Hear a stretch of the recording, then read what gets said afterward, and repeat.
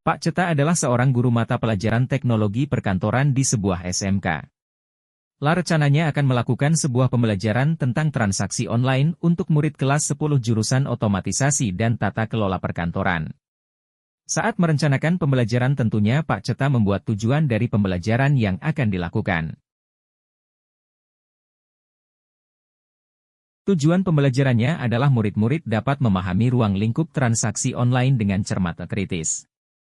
Adapun ruang lingkup transaksi online ini akan terdiri dari materi mengenai pengertian transaksi online, manfaat transaksi online, dan jenis-jenis transaksi online.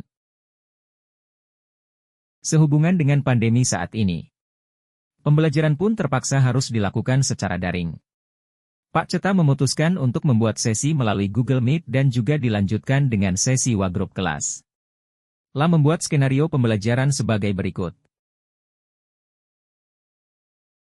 Pak Ceta akan membuat sesi daring melalui Google Meet dengan murid-muridnya di satu kelas. Setelah melakukan pembukaan dengan berdoa dan bertanya tentang perasaan murid, Pak Ceta lalu menjelaskan tujuan pembelajaran apa yang ingin dicapai pada sesi pembelajaran tersebut.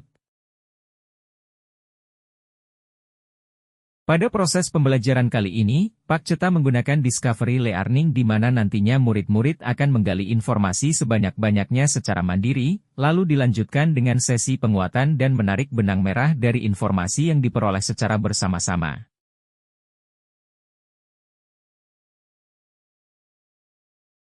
Pak Ceta lalu menjelaskan tahap pembelajaran yang akan dilakukan oleh murid-muridnya melalui slide presentasi yang informatif. Terdapat bagian timeline pengerjaan tugas, penjelasan dan gambarannya. Ia menjelaskan bahwa topik yang harus digali oleh murid secara mandiri di rumah adalah tentang ruang lingkup transaksi online yang terdiri dari materi mengenai pengertian transaksi online, manfaat transaksi online, dan jenis-jenis transaksi online.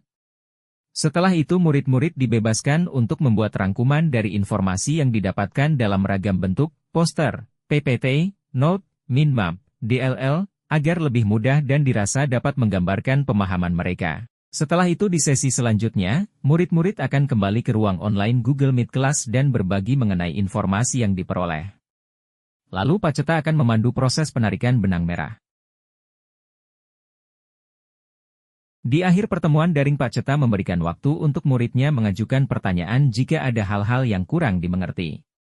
Setelah itu ia juga mempersilahkan muridnya untuk menghubungi via Wakelas jikalau ada kebingungan saat menggali informasi secara mandiri di rumah.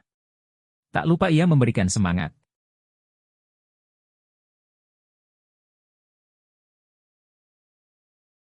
Untuk memudahkan murid-murid, Pak Ceta pun membagikan slide presentasinya ke dalam WhatsApp kelas. Tak lupa Pak Ceta pun memantau proses pekerjaan mandiri murid melalui pertanyaan singkat di grup WhatsApp dan mengingatkan para murid ketika menggali informasi tak lupa mencatat sumber informasinya. Saat proses memantau ini, Pak Ceta juga melakukan asesmen informal.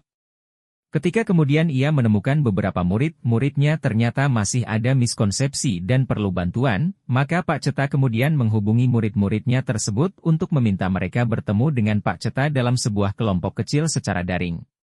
Di dalam pertemuan kelompok kecil tambahan ini, Pak Ceta memberikan petunjuk ulang atau bantuan pertanyaan-pertanyaan untuk membantu murid mendapatkan pemahaman yang lebih baik. Setelah selesai dengan tugas mandirinya, para murid pun kembali bertemu Pak Ceta di sesi pembelajaran daring selanjutnya.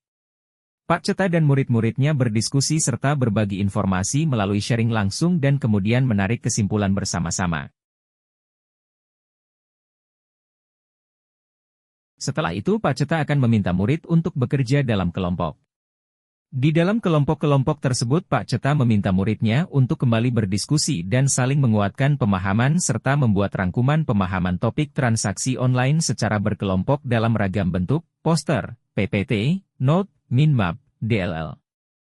Kemudian ia juga memberikan rubrik penilaian agar para murid lebih mengoptimalkan penggambaran pemahamannya mengenai topik transaksi online.